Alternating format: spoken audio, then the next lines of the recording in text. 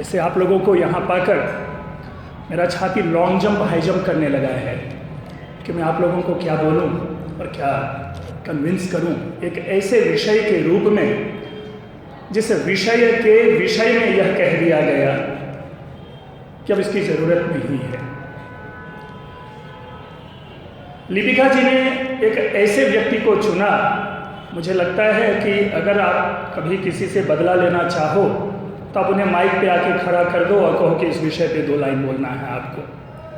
पता नहीं, लिपिका मेरी बड़ी प्रबुद्ध छात्रा रही हैं और मुझे लग रहा है कि 2002 और 3 में काफ़ी अच्छा एसोसिएशन हम लोगों का रहा। वहाँ पर भी हमने इनको देखा कि काफ़ी बढ़िया से अपने उस छात्र जो काल होता है उनका इन्होंने उपयोग किया था।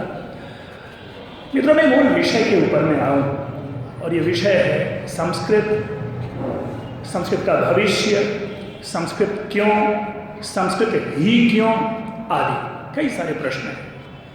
प्राचार्य महोदय ने यह भी कहने की एक बड़ी अच्छी बात हमारे सामने प्रस्तुत की कि एक समय था, एक क्षण था, या अभी भी कई लोग संस्कृत का एसोसिएशन एक खास कम्युनिटी से मान लेते हैं। ठीक है, हम इन सारी बातों की भी चर्चा करेंगे, लेकिन इससे पहले हम ये जानें कि संस्कृत है क्या और हम किस संस्कृत के विषय में यहाँ पर चर्चा के लिए उपस्थित हुए हैं। सामान्य रूप से तो संस्कृत एक भाषा है, एक ऐसी भाषा जरूर जिसकी उत्पत्ति में, जिसके उद्भव में हम कह सकते हैं कि जो ह्यूमन जीनियस होता है, जो हमारा जो एक मानवीय बुद्धि का जो सर्वोत्तम क्षण होगा, उस क्षण में इस भाषा की उत्पत्ति हुई होगी। एक बात और हम जानकर चलें, हमारे मन में ये बातें कही जाती है कि संस्कृत आदि भाषा है। मैं ये बात नहीं कहूँगा क्योंकि व्यक्तिगत मैं नहीं मानता कि संस्कृत ही आदि भाषा रही होगी, क्योंकि जब भी कभी किसी भी भाषा का विकास होता है तो उस भाषा के साथ अन्य भाषाएं भी चलती है, और अगर अन्य भाषाएं नहीं रहेगी तो एक प्रमुख भाषा का विकास हो ही नहीं सकता। इसीलिए आपको इंग्लिश के भी कई रूप दिखेंगे, हिंदी के कई रूप दिखते हैं और संस्कृत के भी रूप हैं, और उन्हीं रूपों में संस्कृत के 2 रूप हैं, एक वैदिक संस्कृत और एक लौकिक संस्कृत। तो प्रश्न यह उठता है कि हम किस संस्कृत को सबसे पहली भाषा माने, क्योंकि जब चर्चा होती है तो क्लासिकल संस्कृत, जिसे लौकिक संस्कृत कहते हैं, आजकल की संस्कृत, उनको आदि भाषा कह दिया जाता है। और जब हम वैदिक संस्कृत में जाते हैं तो वैदिक संस्कृत का जब अन्वेषण करते हैं, उनके साहित्य को पढ़ते हैं, तो ऐसा लगता है कि अलग अलग क्षेत्रों में जो बोली जाने वाली भाषा थी, उन्हीं भाषाओं का जो समन्वय है वो वैदिक भाषा है। जब मैंने कहा कि अलग अलग भाषाओं का समन्वय, हम आप सभी जानते हैं कि जो वेद है या जो वैदिक संस्कृति है, ये अफगानिस्तान, पाकिस्तान, पंजाब और हरियाणा, हिमाचल प्रदेश, इन सारे प्रदेश मात्र में वैदिक संस्कृत की अवधारणा है। दूसरे शब्दों में अगर हम यूँ कहें कि यूपी हो या बिहार हो या उत्तराखंड हो या झारखंड हो या अन्य कोई भी राज्य हो, तो उनमें वैदिक कालीन संस्कृत नहीं के बराबर है। जैसे जैसे हमारी सभ्यता आगे बढ़ती गई, यह भाषा भी आगे चलती गई, और लगभग हम कहते हैं कि 8वीं 9वीं शताब्दी के आसपास में आधुनिक संस्कृत 8वीं 9वीं शताब्दी ईस्वी पूर्व, यानी आज से लगभग 3-4 वर्ष पूर्व हम इस संस्कृत को पाते हैं जो संस्कृत आज हमारे बीच में है। कई ऐसे भी उदाहरण हैं कि कुछ काल रहे होंगे जिस काल में संस्कृत बोलचाल की भाषा रही होगी। यहाँ तक कि 13वीं-14वीं शताब्दी में वियतनाम नाम सुना होगा, जिसका प्राचीन नाम चंपा था, और हाल ही में हमारे प्रधानमंत्री नरेंद्र मोदी जी की यात्रा जहाँ की हुई थी, उस वियतनाम तक में 14वीं शताब्दी तक संस्कृत की सत्ता देखी गई है। लोग वहाँ पर कार्यालयीय भाषा के रूप में इसका प्रयोग करते थे। लेकिन हम आप सभी जानते हैं कि किसी भी भाषा का प्रचार प्रसार तभी संभव है जबकि उसे राजनीतिक और प्रशासनिक संरक्षण हो। 1198 में मोहम्मद गोरी के आक्रमण के बाद, 1192 में मोहम्मद गोरी के आक्रमण के बाद जब भारत में विदेशी सत्ता का प्रारंभ होता है तो धीरे धीरे उनका जो स्वार्थ है वो बढ़ता है और दूसरी भाषाओं को प्रश्रय मिलता है और उर्दू जैसी भाषाओं का उदय होता है। हम आप जब भी कभी किसी बात को लें, एक चीज़ हमेशा ध्यान में लेके चलें कि भाषा कोई भी बुरी नहीं होती, सारी भाषा अच्छी होती है। मैं यह भी नहीं कहूँगा कि संस्कृत ही सबसे अच्छी भाषा है। क्यों? क्योंकि क्या अंग्रेजी कभी सिखाती है कि झूठ बोलो, चोरी करो? उर्दू कभी सिखाती है? हिंदी कभी सिखाती है? या जर्मन कभी सिखाती है? जो भी भाषा है उन भाषाओं की अच्छाइयाँ या बुराइयाँ उन्हीं भाषाओं में होती है। संस्कृत में भी गाली है, संस्कृत में भी बुरे व्यवहार हैं। महाभारत तो संस्कृत में ही लिखा गया, जहाँ पर कि सारे बुरे कर्मों का समुच्चय ही महाभारत है। तो ये कहना कि कोई एक भाषा सबसे अच्छी है और दूसरी भाषा बुरी है, हम इस विश्वास में नहीं चलते, हम इस धारणा में नहीं चलते। इसलिए मैं ये नहीं कहूँगा कि संस्कृत सबसे अच्छी भाषा है या सबसे अच्छी बातें हमें केवल संस्कृत ही सिखाती है। लेकिन यदि संस्कृत अच्छी भाषा है तो किस रूप में है, हमें उसको पकड़ना होगा। वो इस रूप में है कि हम जैसा बोलते हैं वैसा ही लिखते हैं। कोई दूसरी भाषा ऐसी नहीं है संस्कृत के अलावा। कोई भी ऐसी भाषा है ही नहीं कि जिस भाषा में हम जैसा बोले वैसा लिखें और जैसा लिखें वैसा ही बोलें। आप लोग कह सकते हैं हिंदी, नहीं, हिंदी में भी ऐसा नहीं है, क्योंकि हिंदी की कई मात्राएं विलुप्त तो हो गई। चंद्र बिंदु प्रयोग में नहीं लाए जाते, अब तो बिंदी भी, जिसको अनुस्वार कहते हैं, वो भी मिसिंग चली जा रही है। तो संस्कृत की एक ये विशेषता है, संस्कृत एक ऐसी भाषा है कि यदि इसको थोड़ा सा जान लेते हैं तो बैठे बैठे यहाँ पे हम शब्द निर्माण कर लेते हैं, अपने से शब्द बना सकते हैं। कभी भी किसी भी क्षण, अभी आपको बताया होगा लिपिका जी ने, हम लोग दूरदर्शन और आकाशवाणी से जुड़े हुए रहे हैं और वहाँ पे कई ऐसे शब्द आते थे जिसका अनुवाद क्या करना है संस्कृत में, तो बस संस्कृत का ज्ञान था, अपने से शब्द बना लिया, अपने से भाषा बना ली। तो इस तरह से हम पाते हैं कि संस्कृत में ये कुछ विशेषता है। एक और विशेषता, आप लोग हिंदी में लिखते हैं मैं घर जाता हूं। आप ऐसे कभी नहीं लिखेंगे कि जाता हूं मैं घर। ये केवल बॉलीवुड मूवीज में ही होते हैं कि कोई क्रिया कहीं पर और कर्ता कहीं या अन्य शब्द कहीं और बिखरे होते हैं, क्योंकि उनको छंद में बनाना होता है, उसको धुन में रखना होता है। लेकिन संस्कृत एक ऐसी भाषा है कि उसमें मैं जाता हूँ घर, मैं घर जाता हूँ मैं जाता घर, इस प्रकार भी हम लिख लेते हैं और सही होता है। जैसे एक छोटा सा उदाहरण ले, एक वाक्य तो आप लोग जरूर जानते होंगे कि सह पुस्तकम पठति, वह पुस्तक पढ़ता है, इतना तो जरूर जानते हैं हम लोग सभी। हम इसको पठति पुस्तकम सह, पठति सह पुस्तकम, पुस्तकम सह पठति, पुस्तकम पठति सह, 6 प्रकार से लिख सकते हैं और 6 के 6 सारे सही हैं। तो ये जो फ्लेक्सिबिलिटी, इलास्टिसिटी ऑफ लैंग्वेज जिसे कहते हैं, वो विशेषता इस भाषा की आके पड़ती है।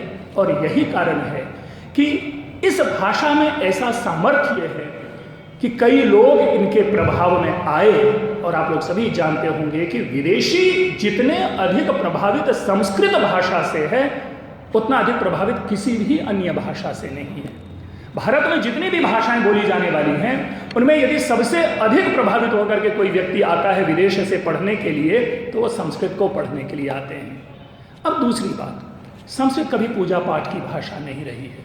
संस्कृत में कभी पूजा पाठ को हमें महत्व नहीं देना चाहिए। क्यों? आप जरा सोचिए, हम जिस धर्म को मानने वाले हैं, उस धर्म की जो भाषा होगी, उस भाषा की धार्मिक क्रियाएं, उस धर्म की धार्मिक क्रियाएं भी तो उसी भाषा में होगी ना। इंग्लिश में क्या जब विवाह होता है तो इंग्लिश में मंत्र नहीं बोले जाते, बाइबल की पंक्तियां नहीं पढ़ी जाती। उर्दू में जब मुस्लिम में शादी होती है तो क्या कुरान शरीफ से आयतें या जो भी उनके हैं रिचुअल्स, वो नहीं किए जाते हैं?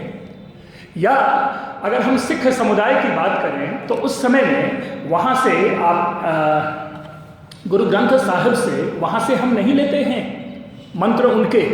तो इसी तरह एक निश्चित काल तक जब भारतवर्ष में केवल और केवल एक खास धर्म के लोग ही रह रहे हैं, तो यदि उनके मंत्रोच्चार अगर इस भाषा में है तो गलत क्या है? लेकिन इसका ये कतई अर्थ नहीं जो राजाओं के आदेश निकलते थे वे संस्कृत में होते थे, जो अभिलेख लिखे जाते थे वे संस्कृत में होते थे। अर्थात राज कार्य की, लोक व्यवहार की भी भाषा थी, लोक व्यवहार की भाषा भी थी। आज आप लोग सुनते होंगे उपन्यास, आप सुनते होंगे कहानियाँ, आपने सुनी होगी कविताएं, हिंदी की मैं बात कर रहा हूँ। तो जब संस्कृत भाषा का वर्चस्व था तो उसमें ये सारी चीज़ें होती थी, तो वहाँ पर कहाँ ये धर्म की बातें कह रहे हैं। जितनी सुंदर सुंदर बातें आप सुनेंगे, आप जाते होंगे, मतलब खास करके अगर आप मंदिरों में जाएं, अपने आर्य समाज मंदिरों में जाएं, तो वहाँ पे आपको लिखा मिलेगा केवल आघो भवति केवल आदि, यानी अकेला खाने वाला पाप का भागी होता है। अर्थात हमें मिल बांट कर खाना चाहिए। वही कविता अगर हिंदी में कबीरदास जी कह देते हैं कि साईं इतना दीजिए जामे कुटुंब समाय में भी भूखा ना रहूं साधु ना भूखा जाए, तो वो बड़ी अच्छी कविता हो जाती है। लेकिन संस्कृत में अगर ये बातें कह दी गई तो उसे हम धर्म से जोड़ देते हैं। आप जरा सोचिए, इससे अधिक सेक्युलर भाषा तो कदाचित मैं नहीं समझता कोई है, क्योंकि इसी एक भाषा में सर्वे भवन्तु सुखिनः सर्वे सन्तु निरामयाः सर्वे भद्राणि पश्यन्तु मा कश्चित् दुःख भाग भवेत्, सबके सुख की कामना की गई है। और जब सब बात कही जाती है तो सब का मतलब वहां पर कोई ए या कोई बी या कोई सी या कोई डी नहीं है, बल्कि समुदाय में रहने वाले ए से लेकर के जेड हर प्रकार के लोगों के लिए वो कल्याण है। मैं नाम नहीं ले रहा, मैं उसे हिंदू, क्रिश्चियन, मुस्लिम आदि से नहीं जोड़ रहा, लेकिन जो उस समाज में रहने वाले हैं उसके लिए वहां पर हम क्या पाते हैं कि सबके सुख की कामना की गई है। वैदिक काल में सबसे पहले निर्देश दिया गया कि जुआ मत खेलो।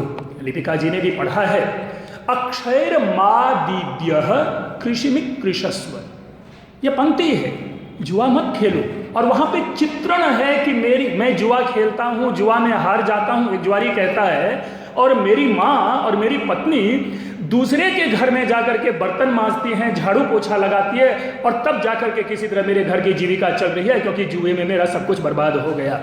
और तब जाके कहता है वही जुआरी की जुआ मत खेलो और अपना व्यवसाय करो। क्या यह किसी धर्म की बात है?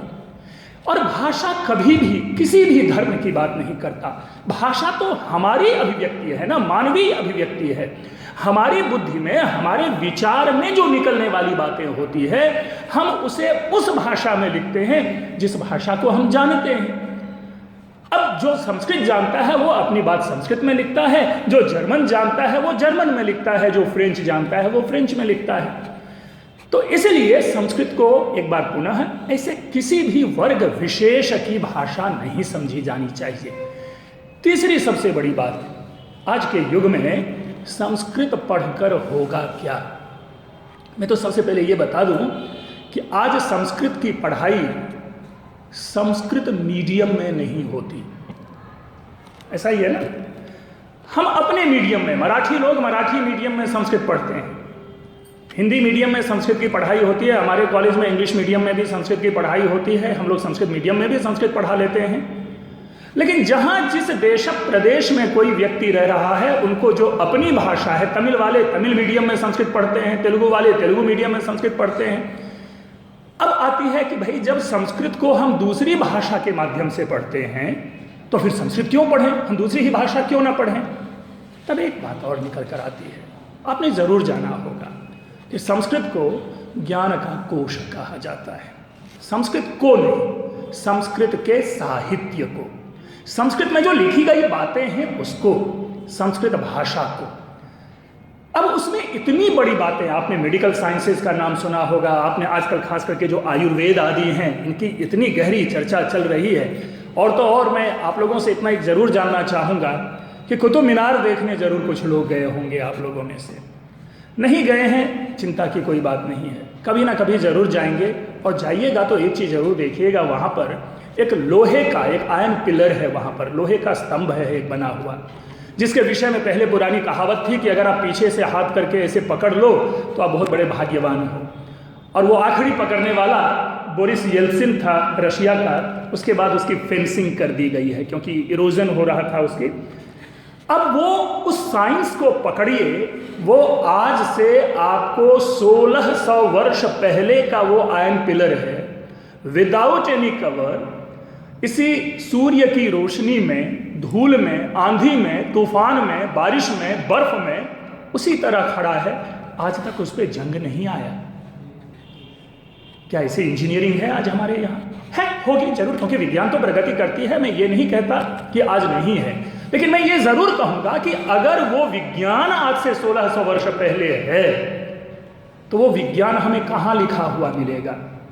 वो तो संस्कृत साहित्य में लिखा हुआ मिलेगा। आप लोगों ने सबने नाम सुना होगा चरक संहिता, चरक और सुश्रुत का। The very first surgery performer, सबसे पहला ऑपरेशन करने वाला व्यक्ति सुश्रुत है। आप ये समझिए कि अगर हमारे यहाँ इतने प्राचीन काल में शारीरिक इलाज, जहाँ पर कि सर्जरी हो रही है, ऑपरेट करके इलाज को ठीक किया जा रहा है, तो वह किस भाषा में लिखी होगी बातें? वो तो संस्कृत में ही लिखी होगी ना। तो हमें उन ज्ञानों को प्राप्त करने के लिए जरूर संस्कृत पढ़ना चाहिए। मैं एक चीज और जोकर कहता हूं कि जब तक भारतीय इतिहास रहेगा, जब तक भारतीय दर्शन होगा और जब तक भारतीय राजनीति की चर्चा चलती रहेगी, तब तक संस्कृत की अनिवार्यता, संस्कृत की आवश्यकता जरूर ही महसूस की जाएगी। आपने कौटिल्य अर्थशास्त्र का नाम सुना होगा। अर्थशास्त्र, कौटिल्य, चाणक्य। बताएं, चाणक्य की इतनी सुंदर बातें, उनको जानने के लिए हम संस्कृत को तो पढ़ेंगे ही, पढ़ना ही पड़ेगा, तभी उसकी जाकर के हमें सच्चाई मालूम होती है। वस्तुतः बात क्या होती है कि जिस भाषा को हम नहीं जानते, वो भाषा हमारे लिए कठिन बन जाती है, और यही कारण है कि हम उस भाषा को नहीं सीख पाते। सामान्य रूप से ले लें इंग्लिश ही, ठीक है, हमारी बचपन से हमारा जो पारिवारिक आबो हवा है, जो हमारा वातावरण है, हमारे माता पिता हैं, वो लोग पुरानी शिक्षा पद्धति के पढ़े हुए हैं, इसलिए हमारे समाज में, हमारे परिवार में ज़रूरी नहीं है कि अन्य कोई भाषा आए। और जब हम इंग्लिश सीखने जाते हैं तो हमें कठिनाई होती है, लेकिन हम ही लोग तो इंग्लिश फिर सीख करके एक अच्छे इंग्लिश के जानकार बन जाते हैं। तो इसी प्रकार भाषा भी सीखी जा सकती है, और उस भाषा को सीख करके हम उसके जानकार बन जाते हैं। अब आती है कि हमने भाषा सीख ली, फायदा क्या है? क्या वही विवाह काम करवाना, या श्राद्ध करवाना, या पूजा, भगवान की पूजा करवाना, या मंदिर में आरती उतरवाना? नहीं। आपने देखा होगा कि मंदिर में भी आरती हिंदी गाने से ही उतारी जा रही है, संस्कृत धीरे धीरे पीछे जा रही है। आस्था के लिए, श्रद्धा के लिए, भगवान में विश्वास के लिए कोई भाषा नहीं होती।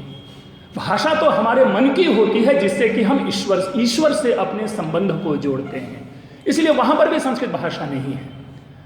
लेकिन आज के युग में जिस प्रकार हम उपग्रह छोड़ते जा रहे हैं, उस चांद पर हम जाने की परिकल्पना आज हम कर रहे हैं और अन्य लोग चले गए, उन विषयों की जब हम का अन्वेषण करते हैं, तो उस अन्वेषण के क्षण में हमें अपने प्राचीन ज्ञान को जरूर स्मरण करना होता है, जरूर जानना होता है। आपने ये भी सुना होगा कि कंप्यूटर पे सबसे सफल भाषा किसे माना गया? अंग्रेजी नहीं, जिसका आविष्कार ही, कंप्यूटर का आविष्कार इंग्लिश में हुआ। उनके सारे जो प्रोग्रामिंग हैं वो इंग्लिश में सबसे पहले बनाए गए।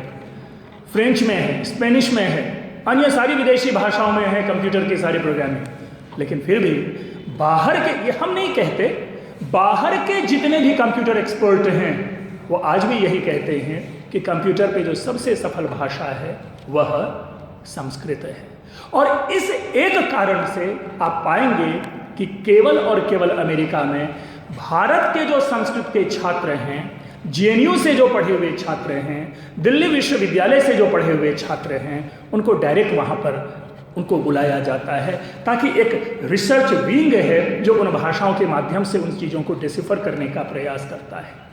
जिस कार्य को करने में, पता नहीं है, आप लोग मैनेजमेंट जरूर जानते होंगे कि लोग मैनेजमेंट की पढ़ाई करते हैं, आईआईएमएस जाते हैं, उनके लिए बड़े बड़े मैथमेटिक्स, बड़ी बड़ी मोटी मोटी किताबें बनाई जाती है, लंबे लंबे सम्स बनाए जाते हैं। लेकिन वैदिक गणित के 16 सूत्रों को पढ़ लेने के बाद हमारी जो काम करने का जो समय है वो समय संक्षिप्त हो जाता है। हम इतना फास्ट कैलकुलेशन करना शुरू हो जाते हैं, केवल 16 सूत्र वैदिक मैथमेटिक्स के। और मित्रों, मैं संस्कृत का हूँ, इसलिए हो सकता है कि संस्कृत के प्रचार के लिए मैं ऐसी बात कह रहा हूँ, ऐसा नहीं है। उन वैदिक सूत्रों की, सारे सूत्रों की व्याख्या विदेशियों के द्वारा की जा रही है और एक एक किताब की कीमत 600, 700 रुपये आती है। ये हमारा नहीं है किया हुआ, ये विदेशी कर रहे हैं। और जिस कार्य को हम, आप वैसे भी अगर किसी कार्य की प्रशंसा कोई विदेशी कह दे तो वो हमारे लिए प्रमाण बन जाता है। तो ऐसी स्थिति में क्यों ना संस्कृत भाषा के ज्ञान के, संस्कृत भाषा के साहित्य को हम अपने लिए, ऐसे साहित्य को, ऐसे ज्ञान को जिस ज्ञान के ऊपर में टिप्पणी की है विदेशियों ने, हम उसे क्यों ना महत्वपूर्ण माने। अब आते हैं भारतीय परिदृश्य की बात करें। भारत में सबसे प्रतिष्ठित जीविका मानी जाती है आईएएस की। जानते होंगे आईएएस, आईपीएस, हमारे जो भी कोई अच्छे स्टूडेंट होते हैं वे अपना सब चीज छोड़ करके एकमात्र तैयारी करते हैं कि मैं किसी तरह आईएएस बन जाऊं, मैं किसी तरह आईपीएस बन जाऊं। और मैं आप लोगों को भी कहूंगा कि अगर बौद्धिक दृष्टि से आप लोग साउंड हैं तो इस एक चीज के लिए जरूर प्रयास करें। पिछले साल 5th रैंक संस्कृत के स्टूडेंट का था, शेखर त्रिपाठी। इस साल मेरे पढ़ाए हुए 2 स्टूडेंट, आदित्य और अश्विनी, इंजीनियरिंग का स्टूडेंट है। आईआईटी के स्टूडेंट पूरे 4 साल की पढ़ाई करने के बाद संस्कृत विषय ऑप्शनल लेता है, वैकल्पिक विषय के रूप में लेता है और संस्कृत की पढ़ाई करके वो आईएएस बनने का स्वप्न देखता है। आप समझिए कि एक ऐसे छात्र जिसकी पूरी पढ़ाई में लाखों रुपए खर्च हो गए हों, जिनकी पूरी पढ़ाई में उन्होंने अपना पूरे छात्र जीवन को बर्बाद कर दिया होगा कि हमें आईआईटी करनी है, और वो IIT Kanpur, IIT Delhi, IIT Mumbai, IIT Kharagpur के स्टूडेंट संस्कृत ऑप्ट करता है वो आईएएस बनने के लिए। ये मैं नहीं कहता, मैं संस्कृत का हूं। आप कहेंगे कि नहीं ये संस्कृत है इसीलिए बोल रहे हैं, ये आपके सामने प्रमाण है। मैं आईएएस के स्टूडेंट्स को पढ़ाता हूं और अभी 2 दिन पहले रिजल्ट आया है। उस रिजल्ट में मेरे पढ़ाए हुए संस्कृत के 2 छात्रों का सिलेक्शन हुआ है। और प्रतिवर्ष ऐसे होते हैं। क्यों ऐसे लेते हैं भाई? लोग कहते हैं कि मैथमेटिक्स सबसे ज़्यादा स्कोरिंग है, तो आईआईटीएन जो इंजीनियरिंग के छात्र होंगे तो वो तो मैथमेटिक्स में अच्छे होंगे ही, फिर क्यों संस्कृत लेते हैं? जरूर कहीं ना कहीं संस्कृत में कुछ ऐसा है जिसके कारण वो संस्कृत ऑप्ट करते हैं और आईएएस की परीक्षा करते हैं। आपके स्वयं के इसमें जो पीसीएस है, जो जितने भी स्टेट पीसीएस हैं, उसमें भी आप पाएंगे संस्कृत के बच्चे लेकर के काफ़ी अच्छा करते हैं। हमारे जीवन का प्रमुख लक्ष्य होता है अच्छी जीविका लेना। मैं जीविका की बात करता हूं तो इसका मतलब है जॉब, नौकरी। हमें अच्छी नौकरी मिले, हमें प्रतिष्ठित नौकरी मिले, हमें ऐसी नौकरी मिले जिससे कि परिवार में हमें प्रतिष्ठा मिले, क्योंकि नौकरी मिलेगी तो पैसे मिलेंगे, और पैसे हैं, नौकरी है तो प्रतिष्ठा मिलेगी। हर व्यक्ति इसी के लिए प्रयास करता है ना। आप इतने दूर से अगर इस कॉलेज में आए हैं, पढ़ाई कर रहे हैं, और तो और छोड़ दीजिए, इतनी देर तक सावधानी पूर्वक, धैर्य पूर्वक अगर मुझको सुन रहे हैं, क्यों आ रहे हैं कॉलेज? किस चीज़ के लिए आ रहे हैं कॉलेज? सर कहेंगे कि आप छात्रों को मैं बरगला रहा हूं कि सर आप क्यों मना कर रहे हैं। अगर आप लोग कॉलेज आ रहे हैं तो कोई ना कोई कारण तो होगा कि ग्रेजुएशन करेंगे, अच्छे नंबर आएंगे, पढ़ाई करके अच्छी नौकरी लेंगे, हम भी प्रोफेसर बने, हम भी टीचर बने, हम भी आईएएस बने, हम भी आईपीएस बने। तो देखिए क्या होता है कि एक ही जगह आने के कई रास्ते होते हैं। इसी कॉलेज में पहुंचने के लिए आप लोग अलग अलग रास्ते लेते होंगे, और इस रास्ते में पहुंचकर फिर अलग अलग रास्ते से इस कॉलेज पहुंचते होंगे। तो कॉलेज हमारा लक्ष्य हुआ, लेकिन उन्हीं रास्तों में जो शॉर्टेस्ट डिस्टेंस लेते होंगे कि हम जल्दी से पहुंचे। हम समझते हैं आपकी जीविका के लिए संस्कृत एक ऐसा विषय है जो शॉर्टकट रास्ता हमें बताता है। अर्थात इस विषय को लेकर के हम अपने लक्ष्य की प्राप्ति में, अच्छी जीविका की प्राप्ति में हम इसका उपयोग कर सकते हैं। तो इस दृष्टि से भी जो संस्कृत है, मैं देखिए संस्कृत को मैं कोई रामायण, महाभारत या कालिदास या व्यास के माध्यम से नहीं देखता। वो तो ज्ञान का एक माध्यम है, क्योंकि हम उन बातों को पढ़ते हैं, उन बातों को अपने ज्ञान में लाते हैं, वही बातें हमसे पूछी जाती है, उसी पूछी हुई बातों का हम उत्तर लिखते हैं, अच्छी तरह से उत्तर लिखते हैं, अच्छे अंक आते हैं, अच्छे अंक आते हैं, हमें अच्छी सफलता मिलती है, और जब अच्छी सफलता मिलती है तो स्वाभाविक रूप से अच्छी जीविका भी मिलेगी। तो इस रूप में संस्कृत हमारे लिए एक सीधा मार्गदर्शन है। बीएड आप पाएंगे कि पूरे भारतवर्ष में किसी भी अन्य विषय का अलग इंस्टीट्यूशन बीएड का नहीं है। सर आप भी जरा इस चीज़ को ध्यान में रहें कि जहाँ भी कहीं बीएड की पढ़ाई होती है वहाँ पे इंग्लिश वाले भी बीएड करते हैं, वहाँ पर ज्योग्राफी वाले भी करेंगे, फिजिक्स वाले भी करेंगे और अन्य विषयों के भी कहेंगे।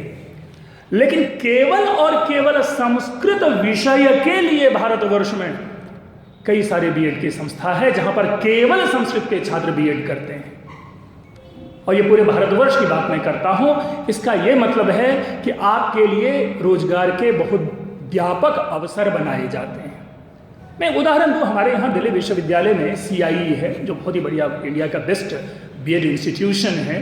और CIE आप लोगों ने नाम नहीं भी सुना होगा तो मैं यहाँ से दिखा देता हूँ। एक मूवी आई थी सरफरोश, आमिर खान और सोनाली बेंद्रे, तो उसमें जो गाना की शूटिंग रिक्शा पे है वो CIE सेंटर में है। इंडिया का बेस्ट इंस्टीट्यूशन है बीएड का। वहाँ पर अगर हमें हो जाता है तो वहाँ पर सिलेक्शन होने का मतलब ये होता है कि हमारी नौकरी जो है वो पक्की हो गई, यानी बस 2 साल के बाद तो हम टीचर बन ही जाएंगे। वहाँ पर भी आपके लिए संस्कृत की रिजर्व सीट्स होती हैं। और ऐसे कई इंस्टीट्यूशन है जहाँ पर कि 500-500 700 बच्चे एनरोल्ड होते हैं केवल और केवल संस्कृत में बीएड करने के लिए। तो ये एक इतना सुंदर प्लेटफॉर्म होता है हमारे लिए जिसमें हम अपने बच्चों को भी कहते हैं जाओ। और फिर जब आप शिक्षक टीचर बनते हैं तो स्वाभाविक है आपके ऊपर आत्मविश्वास आता है, आप में आत्मविश्वास आता है, अच्छी जीविका मानी जाती है, प्रतिष्ठित जीविका मानी जाती है। आज भी कम से कम गुरुओं के प्रति, टीचर के प्रति लोगों का सम्मान जरूर रहता है, तो वो एक सम्मान हम वहाँ से प्राप्त करते हैं। इस सब के अतिरिक्त जीवन का कोई भी ऐसा क्षेत्र नहीं है जिसमें संस्कृत का विरोध है। आप बैंकिंग में जाएं, आप मिलिट्री में जाएं, आप दूरदर्शन पे आएं, आप ऑल इंडिया रेडियो में आएं, कहीं भी कोई भी ऐसा क्षेत्र नहीं है केवल मेडिकल और इंजीनियरिंग को छोड़ करके। क्यों मेडिकल इंजीनियरिंग को छोड़ करके? क्योंकि वो 12वीं की पढ़ाई के बाद आप उसकी परीक्षा देते हैं। मेडिकल और इंजीनियरिंग की परीक्षा 12th के बाद हम लेते हैं और 12th तक हम विषय का निर्धारण नहीं करते, साइंस वाले लेते हैं उनको। लेकिन ग्रेजुएशन के बाद अन्य किसी भी जॉब के लिए जाएंगे तो उस जॉब में जो न्यूनतम अर्हता है, जो एलिजिबिलिटी है, वो एलिजिबिलिटी किस चीज़ की होती है? ग्रेजुएशन की डिग्री। मित्रों आपको ध्यान देकर ये बात समझनी होगी कि किसी भी, अगर आप बैंकिंग में जाते हैं तो बैंकिंग में वो संस्कृत वाले या बैंकिंग में इकोनॉमिक्स वाले को नहीं चुनते हैं, जो उस परीक्षा को पास करते हैं उसको वो चुनते हैं। उसमें यह नहीं लिखा रहता कि भाई इसने इकोनॉमिक्स से किया है या इसने संस्कृत से किया है, इसने फिजिक्स से किया है या इसने संस्कृत से किया है, क्योंकि उन सारी जीविकाओं में संस्कृत के छात्र भी बैठते हैं। आप लोगों ने एक नया सुना होगा, आजकल टर्म शुरू हुआ है, कैंपस प्लेसमेंट। कैंपस प्लेसमेंट क्या है कि आप जिस किसी भी संस्था में पढ़ते हैं उसी संस्था में बड़े बड़े फर्म जो होते हैं नौकरी वाले, आपके गुड़गांव में जो ये दिखने वाले बड़ी बड़ी जो इमारतें हैं, बिजनेस हब जिसको हब है, ये यहाँ के लोग जाते हैं कॉलेज में और वहाँ से अच्छे बच्चों को चुन करके अपने यहाँ नौकरी दे देते हैं। हमारे संस्कृत के स्टूडेंट को 7.5 लाख रुपए का पैकेज दिया गया और उनका प्लेसमेंट हुआ। यानी संस्कृत पढ़ करके भी हम पैकेज लेते हैं, हमारा कैंपस प्लेसमेंट होता है। इसके बाद हमने कही बात एक मिलिट्री की बात। मिलिट्री में एक जॉब होता है पॉन्टिफ का, वो केवल संस्कृत वालों के लिए रिजर्व है और जिनको पता है वो उसमें जाते हैं। और आप समझते हैं कि मिलिट्री में जाने के बाद कितना सुंदर होता है। लेकिन ये पॉन्टिफ के जो जॉब वाले होंगे वो ऐसा नहीं कि वो कश्मीर बॉर्डर पे जाकर के लड़ाई करते हैं, इनका कार्य अलग होता है, लेकिन ये संस्कृत वाले के लिए है। इसी तरह जितने भी बड़े बड़े कमर्शियल इंस्टीट्यूशंस हैं या बैंकिंग इंस्टीट्यूशंस हैं, उन सब में एक और जॉब है, वो है हिंदी ऑफिसर का। और हिंदी ऑफिसर की जो नियुक्ति है वो प्रोबेशनरी ऑफिसर से, जिसको बैंक PO कहते हैं, उनसे बेहतर है। संस्कृत को पढ़ने के बाद वो हिंदी ऑफिसर की जो जीविका है का जो जॉब है वो हमारे लिए आसान होता है, हमारे लिए इजी होता है। तो ये ऐसे कई सारे एवेन्यूज हैं, ऐसे कई सारे अवसर हैं, ऐसे कई सारे क्षेत्र हैं जहाँ पर कि संस्कृत हमें पुश करता है। लेकिन इसका ये मतलब नहीं कि हमने संस्कृत रख लिया तो हमें नौकरी मिल जाती है। मित्रों, नौकरी तो किसी भी सब्जेक्ट के होंगे। अगर आपने इकोनॉमिक्स ही रख लिया है, अगर आपने कॉमर्स ही रख लिया है, या अगर आपने कोई अन्य भाषा ही रख लिया है, अगर आप पढ़ने में अच्छे नहीं हैं, आप में वो प्रतिभा नहीं है उस चीज़ को पकड़ने की, तो इकोनॉमिक्स भी आपको, कॉमर्स भी आपको जॉब नहीं दिलाती है। वहाँ पर भी आपकी अपनी बुद्धि ही काम आएगी।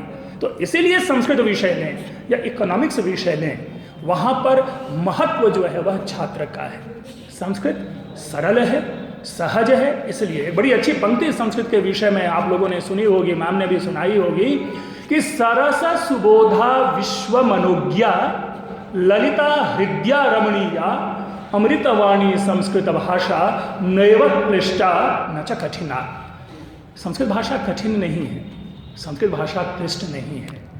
भाषा वही कठिन, वही क्लिष्ट होती है जिसका प्रयोग विद्वान अपने साहित्य लिखने में करते हैं।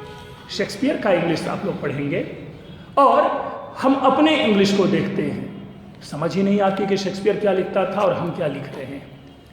आप अगर हिंदी में जयशंकर प्रसाद की हिंदी पढ़ेंगी तो उनके लिए भी समझने के लिए डिक्शनरी और आपको गाइड चाहिए। क्यों? क्योंकि वो प्रबुद्धों की भाषा है। साहित्य में जब भाषा लिखी जाती है तो भाषा ऑटोमेटिकली कठिन हो जाती है। लेकिन भाषा सरल कौन होती है? जो बोलचाल की भाषा है। और बोलचाल की भाषा में यह संस्कृत भी कठिन है।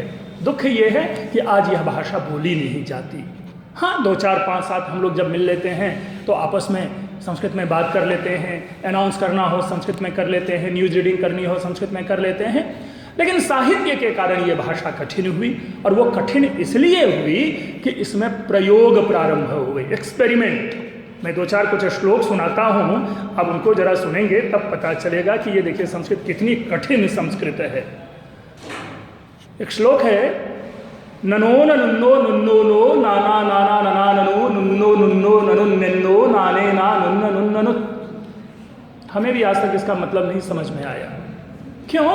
क्योंकि ये मनोरंजन के लिए इस तरह की भाषाएं बनाई जाती है। मित्रों, आप लोग खेलते होंगे 3 अक्षर का मेरा नाम उल्टा सीधा एक समान, फटाक से उत्तर दे देते होंगे जहाज डालडा। फिर उसमें हम जोड़ देते हैं 3 अक्षर का मेरा नाम उल्टा सीधा एक समान लेकिन किसी शहर का नाम, उत्तर बन जाता है कटक। फिर आगे बढ़ते हैं, कहते हैं 5 अक्षर का मेरा नाम उल्टा सीधा एक समान, कह देते हैं उत्तर में नवजीवन। उसी में एक और कठिनाई डाल दी जाती है कि 5 अक्षर का मेरा नाम उल्टा सीधा एक समान लेकिन किसी भाषा का नाम, उत्तर आता है मलयालम। लेकिन संस्कृत में कई सारे ऐसे श्लोक हैं जिन श्लोक को आप उल्टा पढ़ेंगे तो भी उसी तरह होगा, सीधा पढ़ेंगे तो भी उसी तरह होगा। एक 9 अक्षर का छोटा सा वाक्य बता रहा हूँ, देवम नंद नंदनम वंदे, मतलब ये ईश्वर की, सॉरी कृष्ण की प्रार्थना। ये वाक्य अगर आप लोग लिखें, देवम नंद नंदनम वंदे, उधर से पढ़ेंगे तो भी देवम नंद नंदनम वंदे पढ़ाएगा, और इधर से पढ़ेंगे तो भी देवम नंद नंदनम वंदे पढ़ाएगा। ऐसी प्रवृत्ति जब जगती है कवियों में, तब जाकर के भाषा कठिन बन जाती है। और तो और रामायण सीरियल या साउथ इंडियन मूवी देखते होंगे तो एक आप लोगों ने एक आध श्लोक सुना होगा जिसमें जैसे प्रफुल्ल नील पंकज प्रपंच कालिम प्रभावलम विकंठ कंदली रुचि प्रबद्ध कंधरम स्मरच्छिदम पूरच्छिदम भवच्छिदम मखच्छिदम गजच्छिदांधकच्छिदम तमंतकच्छिदम भजे। आप लोगों ने शंकर महादेवन का ब्रेथलेस सुना होगा। संस्कृत में ये ब्रेथलेस बहुत पहले से लिखा जा चुका है। और तो और एक चीज़ और 2-3 बात मैं हमेशा बताता रहा हूँ, वो ये बताता रहा हूँ कि अगर आप व्यक्तिगत रूप से भी अगर योग की साधना करते हो तो संस्कृत बहुत अधिक सहायक है, और उस चीज़ को पकड़िएगा। बाबा रामदेव ने हमारे शरीर के सारे अंगों के लिए योगासन सिखाया है, टंग के लिए और हमारे नर्वस सिस्टम के लिए उन्होंने योगासन नहीं दिया है। जीभ, आप लोग ये जो भी मैंने श्लोक सुनाया, अगर इस श्लोक को अगर आप एक सांस में पढ़ते हैं तो आपकी जो जीव है, आपका जो उच्चारण है वो स्पष्ट होता है। और साथ ही अगर किसी को किसी भी प्रकार का माइग्रेन हो या जिसको कहते हैं साइनस हो या हेडेक कभी कभी आते हैं, अगर इन मंत्रों को एक सांस में हमेशा आप बोलेंगे, मैं ऐसा मानता हूँ कि उस पर विजय पाया जा सकता है। अखर्व सर्व मंगला कला कदम्ब मंद मंजरी रस प्रवाह माधुरी विजृंभना मधुव्रतम स्मरांतकम पुरांतकम भवांतकम मखांतकम गजांत कांत कांतकम तमंत कांतकम भजे। सांस नहीं ब्रेक होना है। तो देखिए, यहाँ पर मैं पुनः एक बार आप लोगों को किसी एक धर्म या कर्म से नहीं जोड़ना चाहता। इस रूप में मैं स्वयं, क्योंकि मैं हमेशा मानता हूँ ईश्वर के प्रति जो आस्था है वो व्यक्तिगत विषय होता है, वो प्रदर्शन का विषय नहीं होता। लेकिन इनमें हर आपको संस्कृत भाषा, संस्कृत साहित्य में हर ऐसे विषय आपको मिलेंगे जिसको कि अपने जीवन में कहीं भी किसी भी प्रकार से अपनाया जा सकता है। और खास करके जिस प्रकार ये प्राइवेटाइजेशन का जो जमाना आ रहा है, जिस तरह से चल रहा है, उसमें संस्कृत अभी भी सबसे सहायक है, क्योंकि इसके ज्ञान विज्ञान के कई ऐसे पक्ष हैं जो कि आज भी हमारे लिए अछूता है। मैं छोटा छोटा उदाहरण देता हूँ। ग्रेजुएशन लेवल पे एक किताब चलती है शुकनासोपदेश, जिसमें बड़े ही सुंदर सुंदर बातें कही गई है। उनमें हमारे आयुर्वेद की इतनी बातें बताई गई है सामान्य कहानी, प्रेम कहानी को आधार बना करके वो कहानी आगे बढ़ती है। लेकिन अब उसमें कहा जाता है कि हमारे जो कुछ दोष होते हैं, उसमें एक शब्द है अशिशिरोपचारहार्य। अब शिशिरोपचारहार, जरा समझिए इस शब्द को। हम आप लोग सभी, फीवर हमें होता है, बीमार पड़ते हैं, बुखार होता है, देह तपता है, हाई टेम्परेचर हो जाता है। ऐसे में इमीडिएट उपाय क्या करते हैं? अपने हैंकी को या किसी कपड़े को भिगो करके माथे पर पट्टी लगाते हैं। ये सहज और सामान्य नियम है। ये अलग चीज़ है कि हमारी दुनिया अब हमसे छीनती जा रही है और हम इमीडिएटली क्रॉसिन और किसी और चीज़ की शरण में दौड़ते हैं, डॉक्टरों के पास भागते हैं।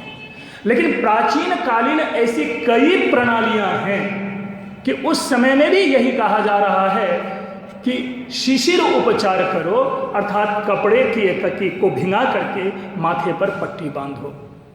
हमें आंखों की शीतलता के लिए वहां पर उपाय है, रतौंधियों को दूर करने के उपाय हैं। वस्तुतः क्या, अभी भी सर से जब बात हो रही थी, जो ऑर्गेनिक चर्चा जब आप सर कर रहे थे, वस्तुतः हमारे वो पुराने प्राचीन जो ज्ञान है वो फिर से वापस आ रहे हैं। क्या रीजन है कि विज्ञान की अन्य सारी विधाएं तो फेल होती जा रही है, लेकिन आयुर्वेद आज भी हमारे साथ चल रहा है।